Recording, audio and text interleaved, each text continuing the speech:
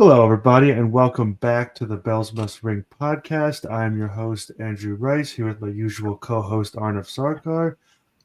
We do have a special guest on today, Nathan Thompson, better known as the Rutgers Superfan.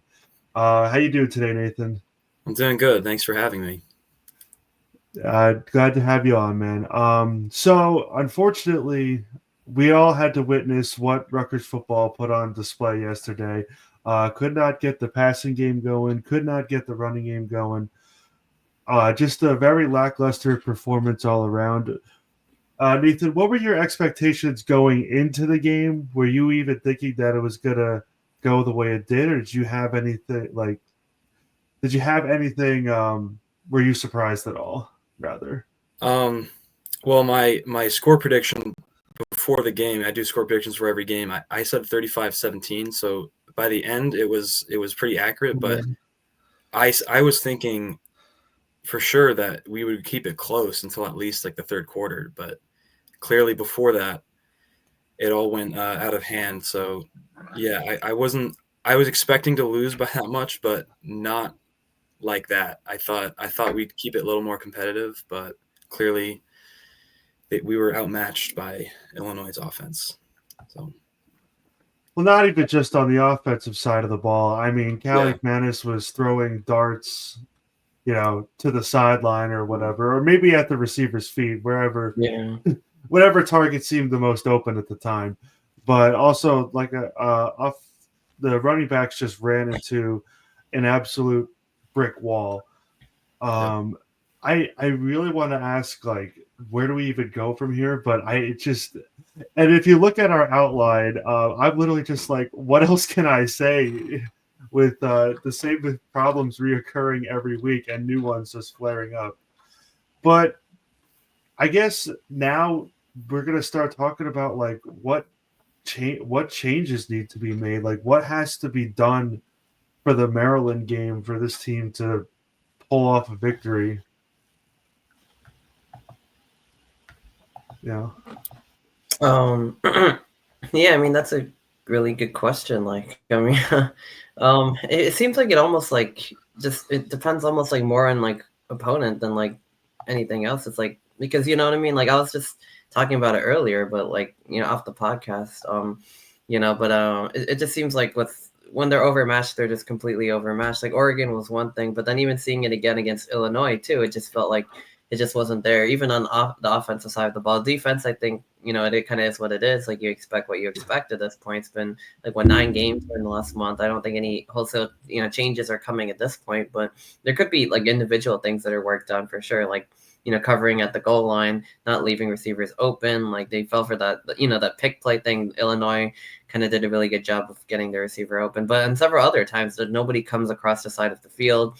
So like, maybe individual things like that, but it's just, but then against Purdue, like, against a bad defense, they did enough to win. So that gives me some hope for Maryland too. Like Maryland also got completely overmatched by, um, you know, Indiana Indiana. yesterday. Yeah, Yeah. I Indiana. was watching it a little in the beginning, and in Maryland though they still did rush the passer. In the beginning of the game, they were pretty all right. They have a Malik Washington, not the most mobile quarterback actually, which might work in our favor. He can definitely throw it deep. So Indiana was making good plays on the ball, but Rutgers secondary hasn't really been able to hang. So I mean those types of things like Rutgers just needs to I guess clean it up, but.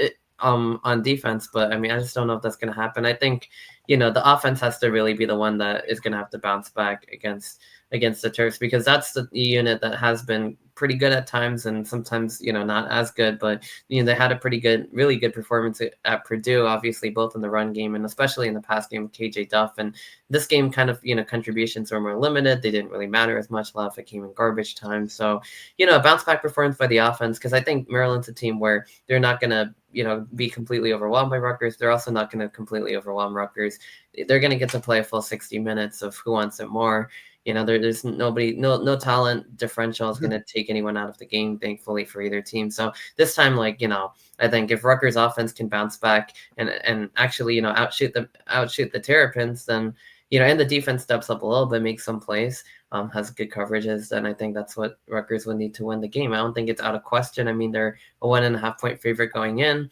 It could go either way, but yeah, Rutgers offense is going to have their A game because we just don't know what we're going to get from the defense on a week-to-week basis. Nathan, any comment on that? Yeah, I mean, I think the bounce back, they really need to obviously figure it out on defense, but that's a start. But and I mean, it's been clear that Shiano's taken over the defense in some way. I don't know if it's all completely, but clearly he's having a say in it now. And I mean, it's the same problems. Nothing has changed. Rob Smith or Shiano calling the defense, but it's just. I mean, you've seen the clips, guys running into each other, like they missed. They're just lost. I don't know. It has to be coaching. It's probably talent. It was probably a little bit of both, but yeah. They clearly the offseason was a failure in evaluating transfer portal talent because a lot of those guys are not producing. We did see Eric O'Neill step up yesterday with the sack and the pass deflection, but. Other than that, I mean, the transfers like Jet Elad especially hasn't really produced to what we thought was going to, and so you'd think the offense would step up, but and sometimes they have. Yesterday they did not. Ethan Kaliakmanis did not have a great game. He got a few completions towards the end of the game to stat pad, but it was not pretty. It was not a pretty game for Ethan, and nor the running backs either. Jayshon Benjamin and Antoine Raymond did not have great games. So, yeah. Well, I was going to say, while I do agree with your point on the transfers to a certain extent, I will say this, even though we grab what is higher talent at the lower levels. Eric O'Neill had one of the best sack ratios. Jet Elad was seen as a star at UNLV.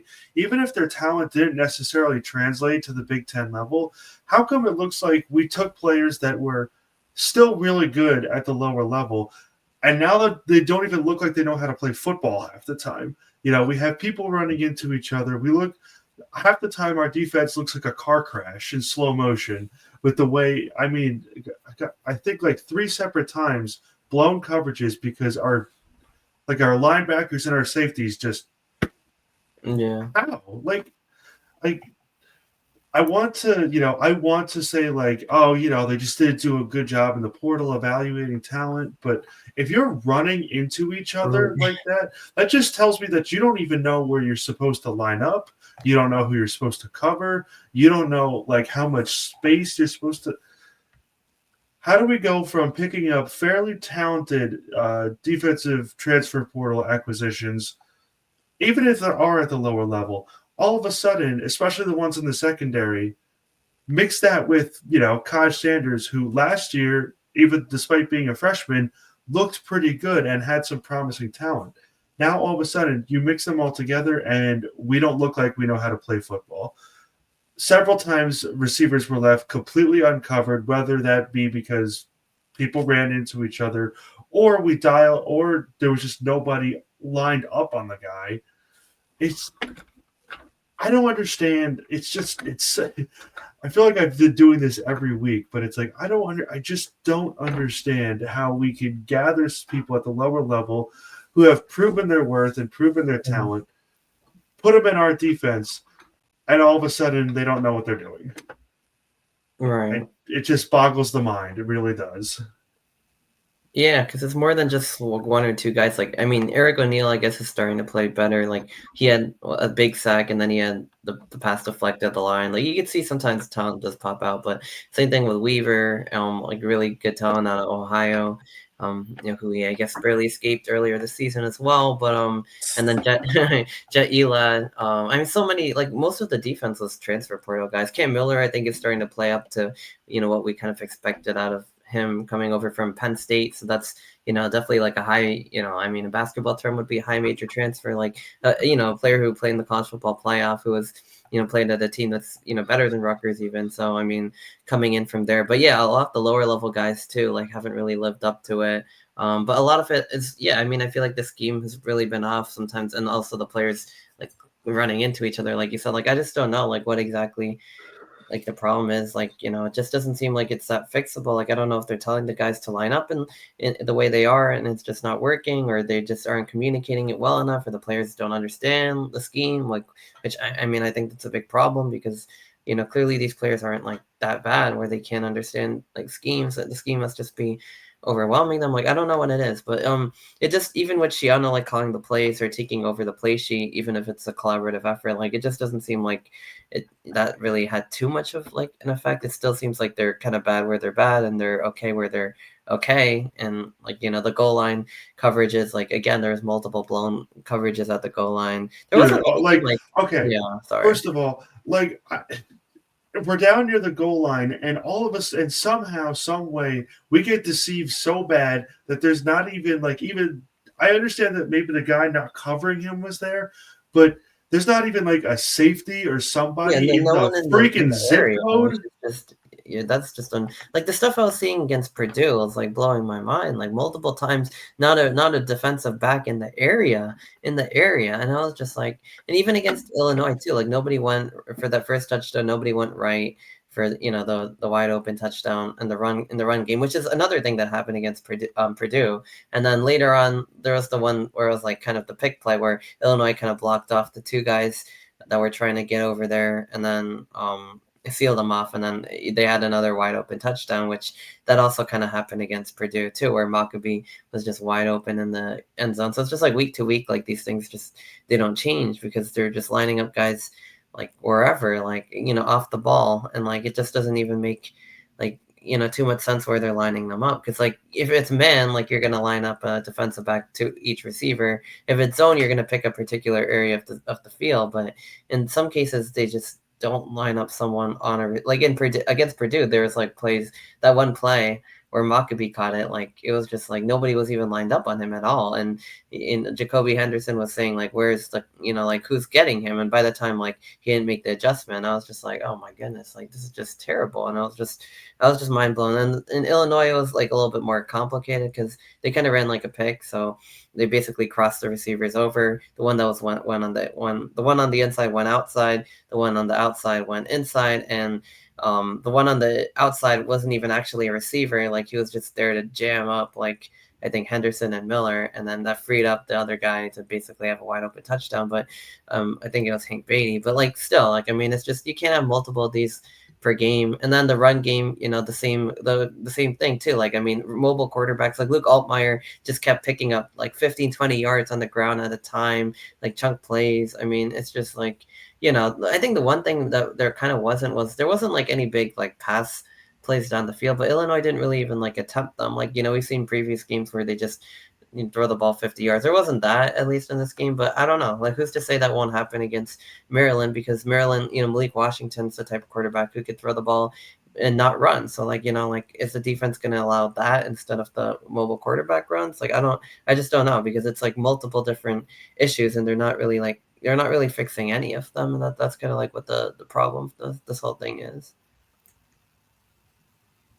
And it's not even like with just the coverage. Like I mean, that's a defensive back problem for the most part, but the defensive line and even linebackers, they just this is the fifth straight year where we continue to pressure the quarterback. Sometimes we don't get pressure, but when we do get pressure, we never can get the sack. Yeah, so they're always like escapes. Like they're so many times we're on the quarterback. Like yesterday, we were about to tackle Luke Altmaier in the end zone. We almost got a safety. They're at the 1 yard line. Yeah, and then I don't even remember what happened, but they got out of it. He zipped it out, and they ended up driving 99 yards for a touchdown. I mean, that doesn't happen. I don't. Yeah. And half the time we don't even get pressure. Like a lot of the time they don't even get pressure, and the quarterback is like all day in there. And then sometimes the receivers also get wide open. That's another problem. But yeah, you're right. Even when we do get pressure, we're unable to bring down the quarterback, get a sack or a TFL or anything like that. So that's, Yeah, that's unfortunate. I don't know what it is. Like, I mean, like, yeah. So the D line's also like not, I guess, able to finish the job, and then the secondary is just like porous. So I mean, yeah, a lot of different things. But yeah, I mean, I just don't know what the fix is because I feel like at this point in the season, we kind of like, it is what it is. Like, you kind of have to expect the big plays. You have to expect something to go wrong, but can the rest of it be shored up? Like, I don't know, maybe like these goal line adjustments can some part of this defense be fixed enough? Like, I mean, maybe. I mean, we're kind of seeing it in spurts at times, but like not quite enough and not consistently enough where it's really gonna matter because I mean they're still allowing quarterback runs, they're still allowing scores at the goal line. Oftentimes they're still allowing big pass plays. Like it's like none of these things are really fixed. So I mean, like I don't know which one's gonna get better. You know what I mean? No, I agree with you completely. I just my biggest thing is okay, we know the problems, and those problems are not going to go away this season. They might not show up as much against Maryland, but Ohio State's going to run right over Oh us. yeah. And with their skill players, like yeah, forget about it. Like, We don't know what's going to happen with Penn State because I feel that game depends more on Penn State than it does yeah, on how us. they come in, yeah. So what, and not to like start speculations, but what happens in the off season to address these issues? What are you guys thinking? I mean, I think it's realistic. Rob Smith could be fired, but I think Shiano wanted to fire Rob Smith during after the Oregon game, but he probably thought about it and he probably talked with him, probably had a meeting, and probably said like, I'll keep you here for the rest of the year, and then we'll reevaluate. But they need to make several coaching changes to the defense, like including the defensive line coaches and even the linebackers coach Jack Sparber. Just they need a big reevaluation because this can't keep happening. It's year 6. You can't keep Right. Yeah. Yeah. Yeah, no, I think basically what you said, like I think they're gonna have to reevaluate like each position group, or position coach, and definitely, like with Rob Smith, like I can't imagine how how he would stay after like this kind of like year where nothing gets better.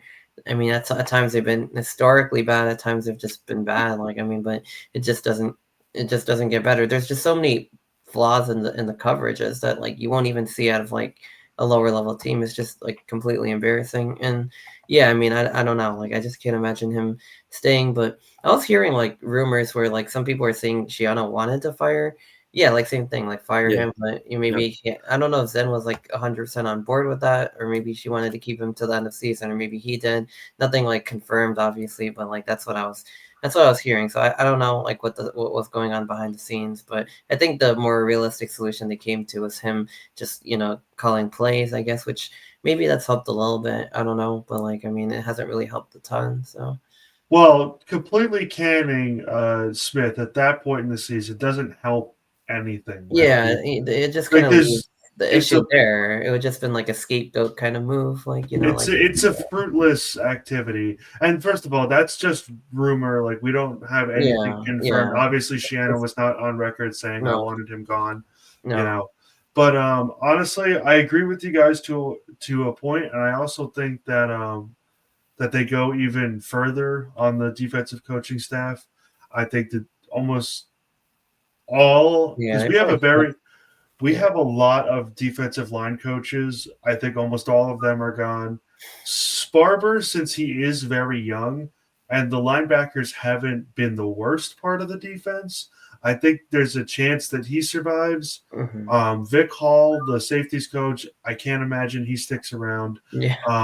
Quarterbacks coach, I can't imagine he sticks around. Like, I think we could be looking at almost like a whole scale purge of the defensive coaching staff.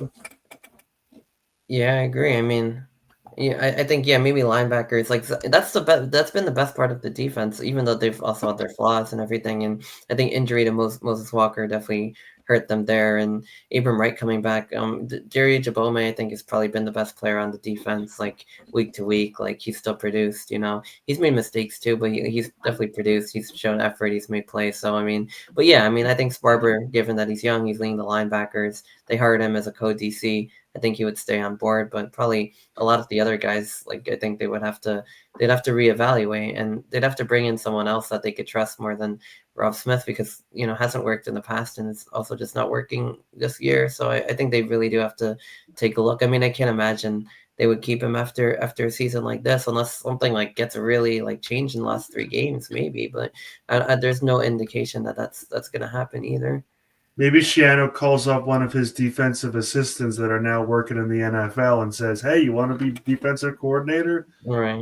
I'll take it. Like, it's better than whatever this is." Yeah. But I'm kind of gonna flip that on you guys too.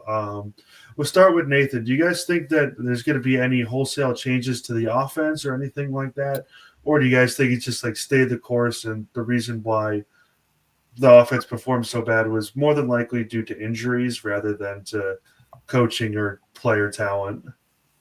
Yeah, I think, as long as Kirk Shiraka remains the offensive coordinator, which there's no reason for him to believe that he'll leave as of now, I think for the most part the staff will remain the same.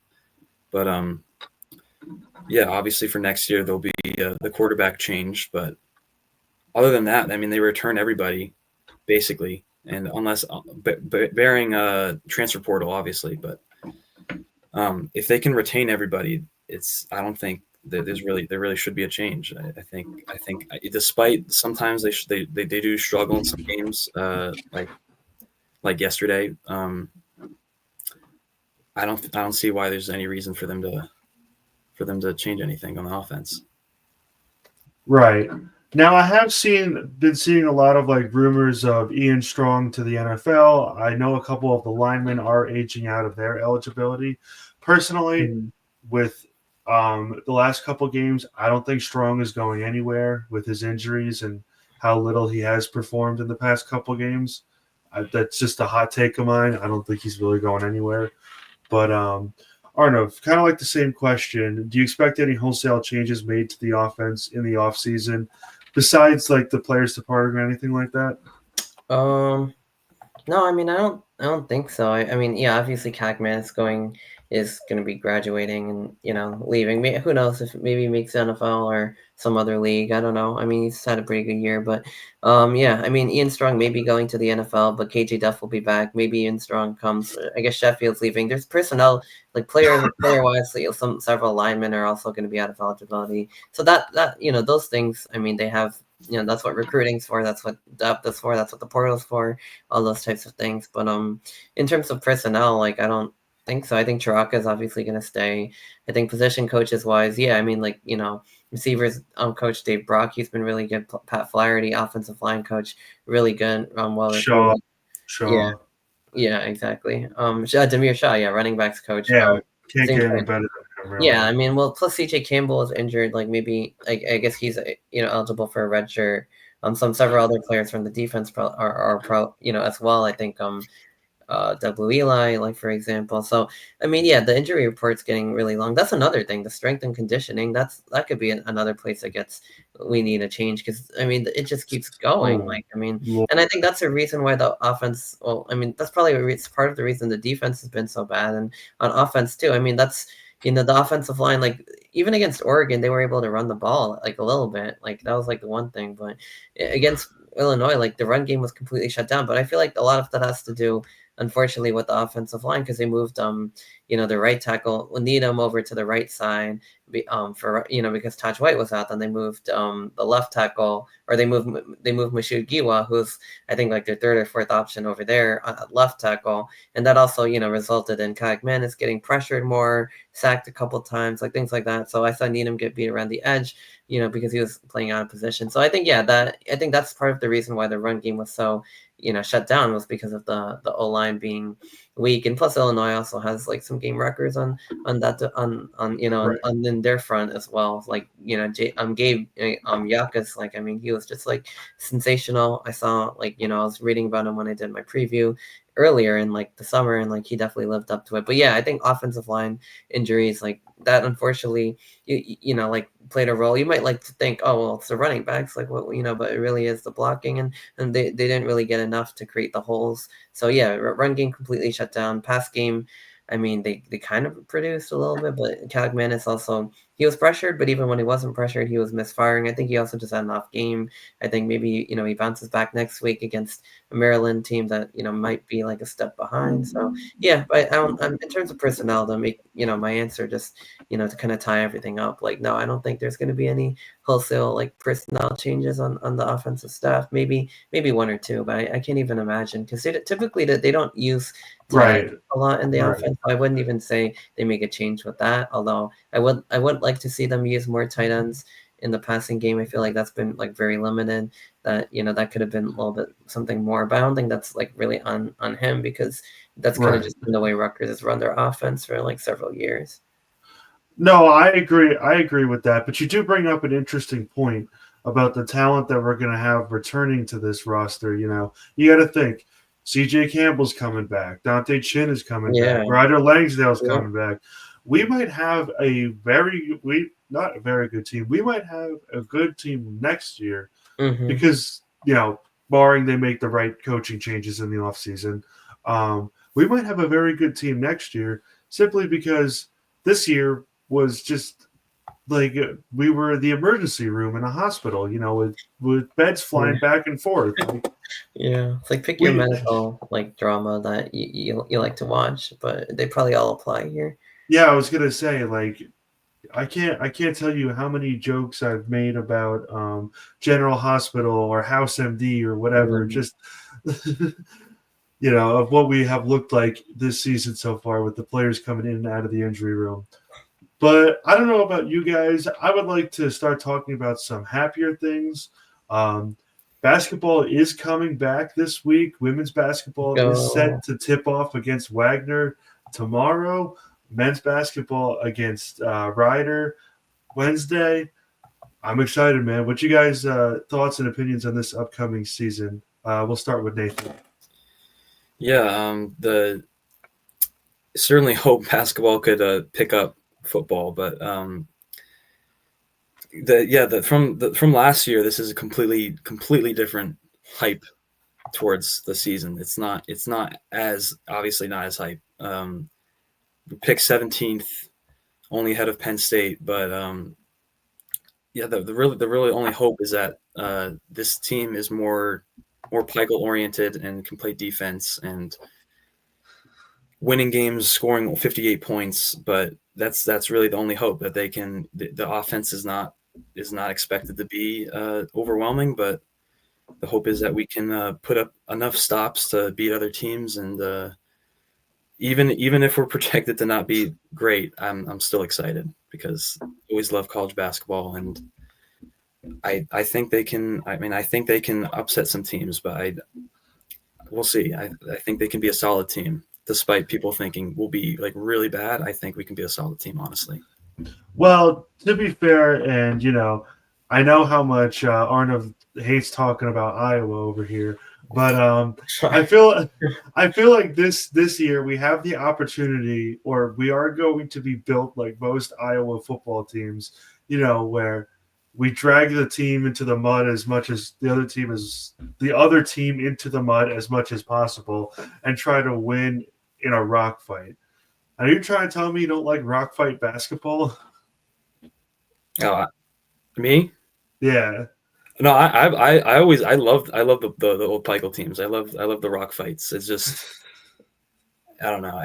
I'm just worried about the offense. That's all. I'm worried about who's going to step up and be the leading scorer because right now I can't think of who could be the leading scorer. It could be Harun Zerno. It could be Dylan Grant. It could be Darren Buchanan. I mean, we really don't know. So that's the only concern I have. But I do miss the rock fights. I remember we beat Iowa in January 2022. We won 48-46. So Seton Hall, I think, was 46-43 or something like I that. remember that one too. Yeah, It's always a struggle. But yeah, so I would love to get back to that, but only if we're winning the games, obviously. right. Obviously. Yeah, obviously. Well, I think that, I don't know if Rutgers shooting is going to be as bad as people have anticipated. From rumors that I'm hearing in again, rumors about their scrimmages against Rhode Island and whatnot, the shooting actually was not half bad. So I don't think it's going to be quite as bad as people expect it to be, but obviously it's not going to be the focal point of this team. Arnav, what are your expectations, the season coming forward? Do you have any hopes for what this team could do, like any aspirations? I mean, yeah, kind of like you guys have been saying, like not really yeah, definitely not like last year where, there's like real expectations of making the tournament, maybe make a run in the tournament with Dylan Harper and Ace Bailey. They didn't really put the right talent around him. Like the guys who came up, through the portal, or they look good at their levels. Obviously, not a lot of that translated to the Big Ten. I mean, Acuff, I think, looked good towards the end of the year. Jordan Durkak, I liked it. I loved his effort, loved the things he was doing, but it wasn't really like the same. Some of the other guys, not even that. So, I mean, this year, though, yeah, like a lot more of a defensive-minded team. Like you guys were talking about rock fights. Like I think Rutgers can go back towards like that identity. I think that's a big focus of this team. Like Steve Peichel was saying, rebounding, focusing on that and defense. They have. I think for me, I'm kind of like a little higher too. Like I think they could do some things because they put together like a lot of the things that teams like want. Like on their roster size, they got Bay Fall out of the portal. Like one of his quotes was like, "You need a center, and I'm here." And I think after what we saw from Akbole, I think that's going to be like huge if we can have him as a starting center. Even though he hasn't produced like a lot. So, yeah, I mean, size wise, this team's definitely better off. I think Darren Buchanan, some of the transfers are European players, Battle Zerno. Some really good shooters too, like Hearn Zerno. I think that's going to be electrifying if we can get like a real 3-point threat. So shooting, athleticism, defense, size. I mean, like those are the things that you want on your basketball team. In terms of like who's going to be like a key scorer like that, I don't exactly know. I mean, it could be like you said, it could be Zerno, it could be Buchanan on the inside, it could be Dylan Grant. I think he's going to take a huge step forward. We kind of saw his potential like towards the end of last season. I think him as like a kind of like a 3-and-D wing, but he can kind of do a little bit more than that. Like he can get some buckets. I think he might be one of the best players. I think JaMychal Davis, as one of the other vets, is going to be trusted to lead the offense as a point guard.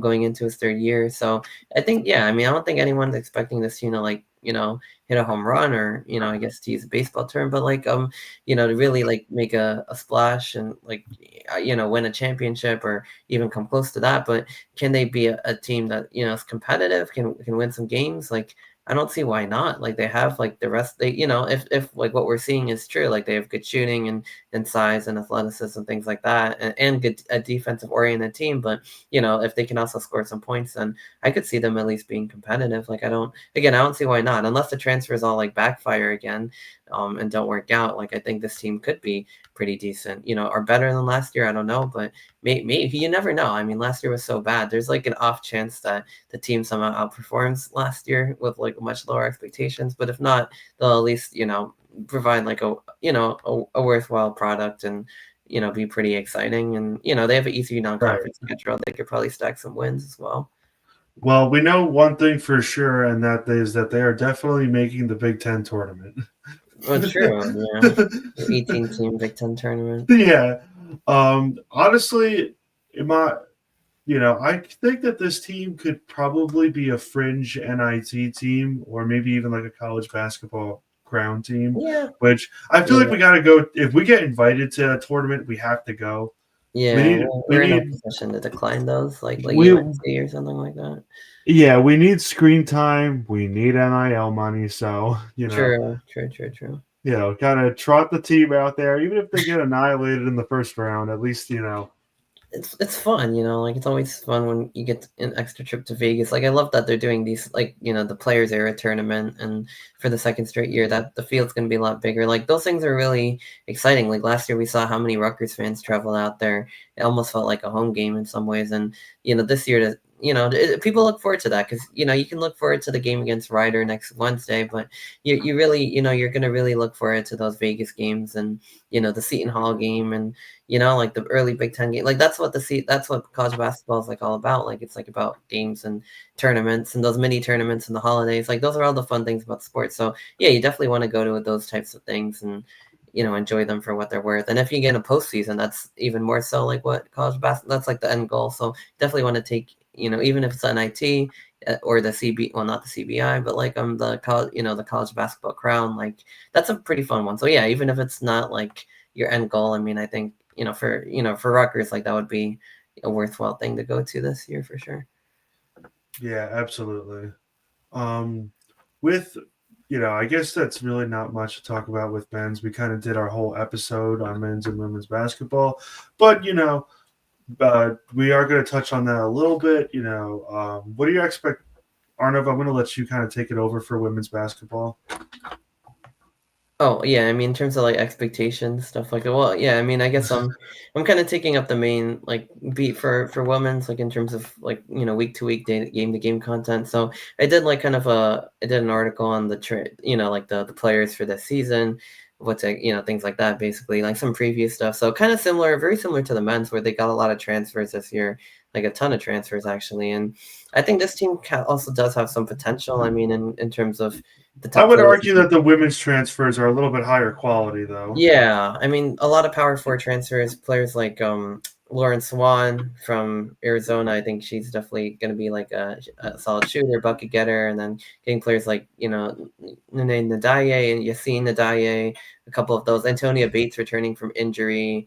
I mean, there's just so many different players that are coming in from the portal. So I a lot of them from the the power four level as well. Imani Lester from Kansas State. I think she has definitely a lot of potential. She was on, Kansas State last year. They made the Sweet 16, so pretty solid team. So yeah, they're getting a lot of high major transfers, and I think a couple lower level transfers that were also like standouts as well.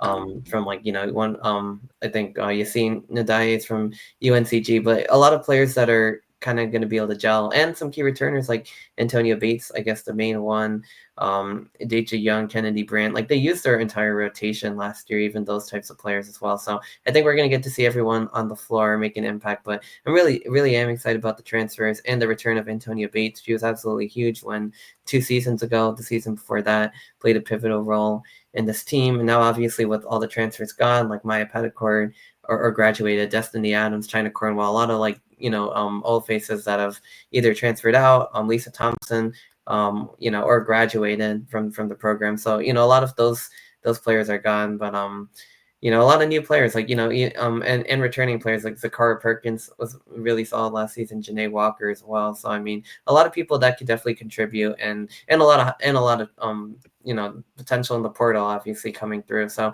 I think the starting five is going to look different. I think again, like it could be a team that the Big Ten Conference is very competitive in women's basketball, as we all know, like USC, UCLA, teams like that. But this team can make progress. They've always been towards the bottom of the Big Ten, like lately at least. I mean, I would say even more than the men's. Unfortunately, they've been like even a little bit worse. But I think this year they can kind of break through to the next level. Probably not making the tournament or anything like that, but they can probably get up to maybe the the 10-11 seed in the Big Ten. Maybe get a home, like a not a home game, but like not necessarily like a first round exit. I think they could take that next step, win a few more conference games this year. Obviously, last year ended in the WNIT or one of those tournaments. Like they made it all the way to the grade 8. Playing inferior competition, but this time in the Big Ten, I think they can they could do a little bit better, make some noise. Yeah, I think what though. I think they could take a major leap forward. I mean, if there's any team that can do it with these transfers, I think it's us. I think it's our women's basketball. Yeah, I mean, you get all these high major transfers.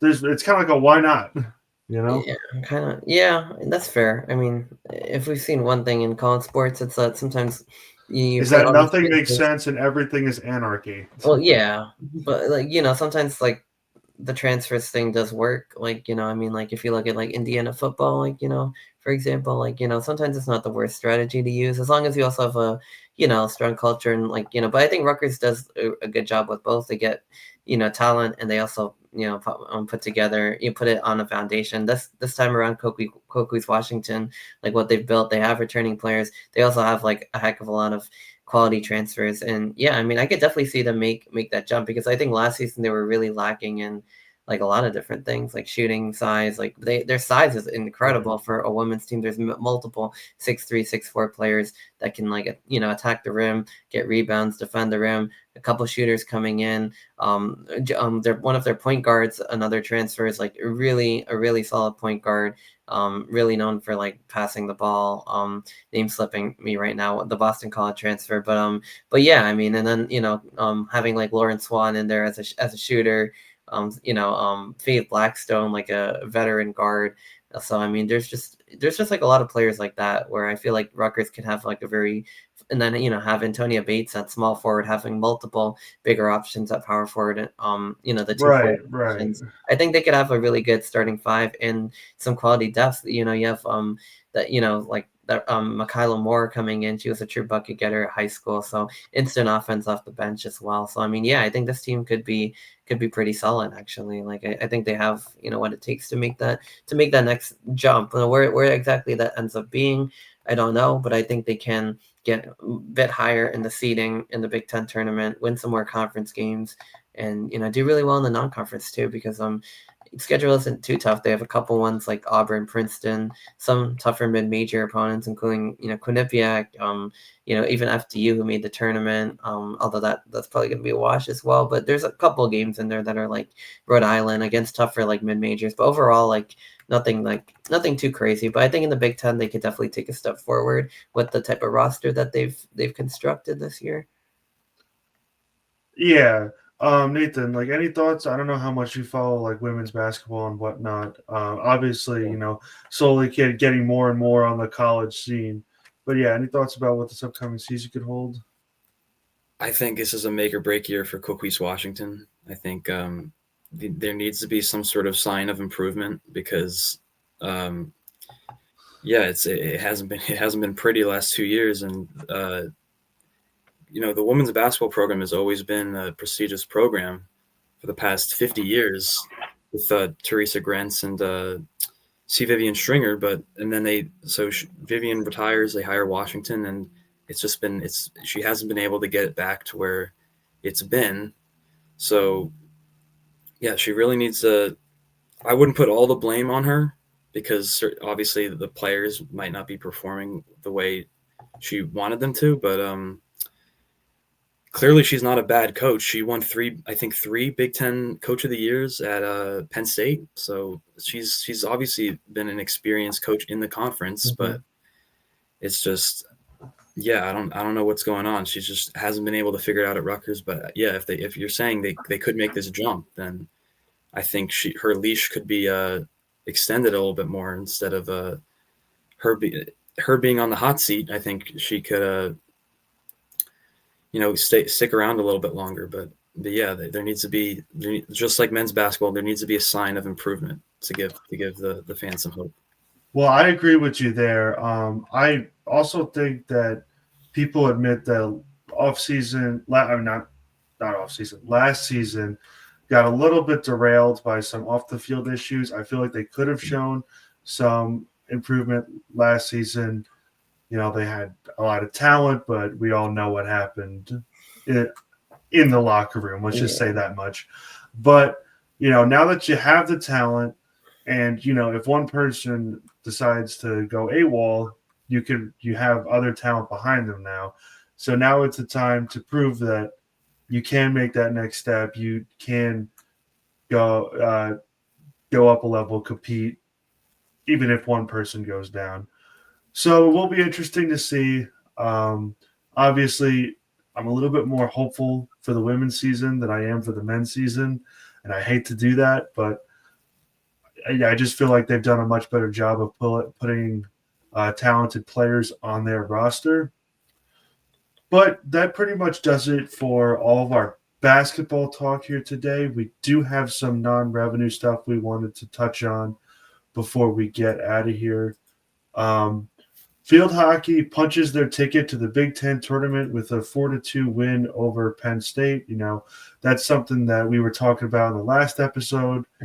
They found themselves in a win and in, lose and go home situation because field hockey over the course of the season, they beat every single unranked team that they played and lost to every single ranked team they played besides UConn.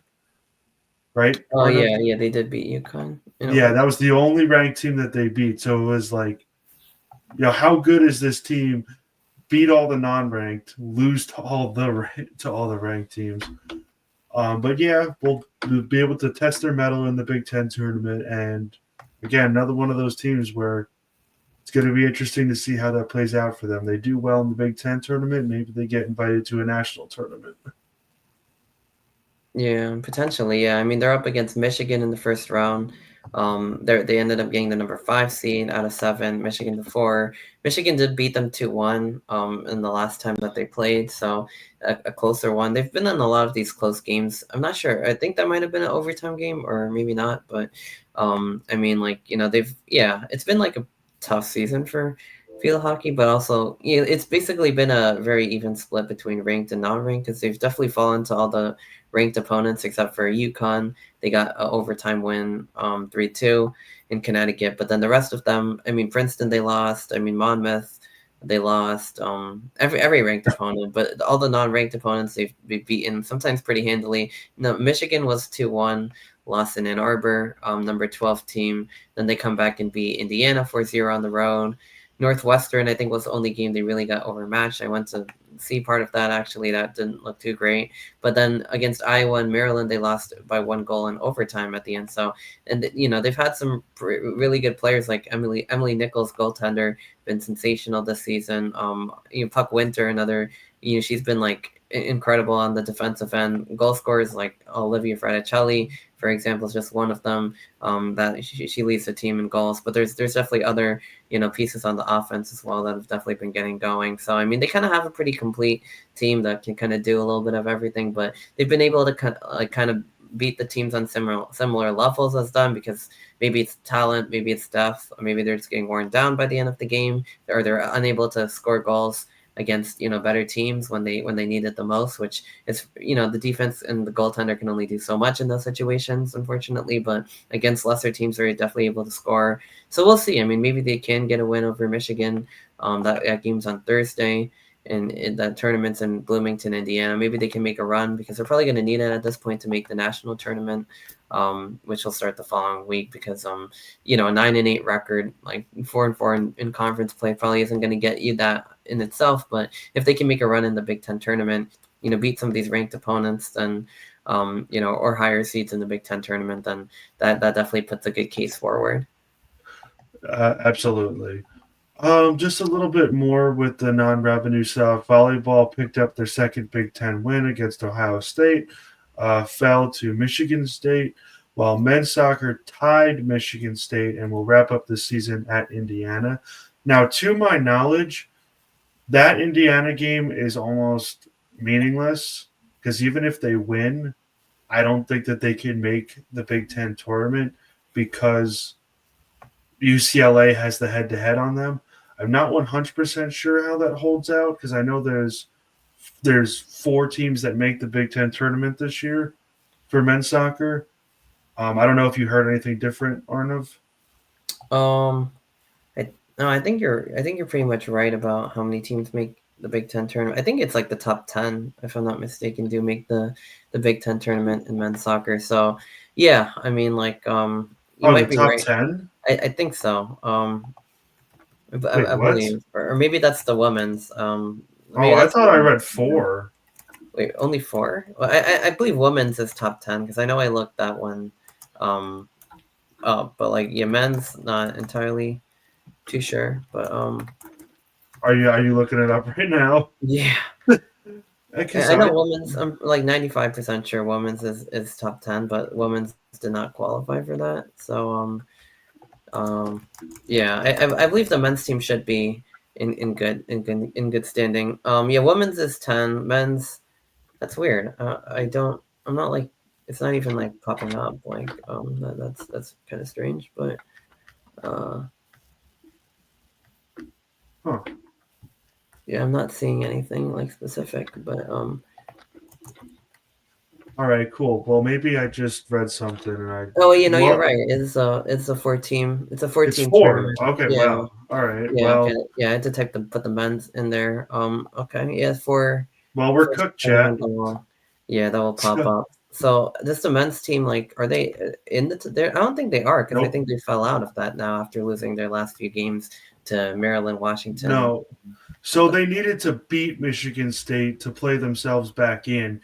Now now with their tie, it doesn't matter because even if we beat Indiana and UCLA loses, that puts us at the same record, but UCLA has the head to head.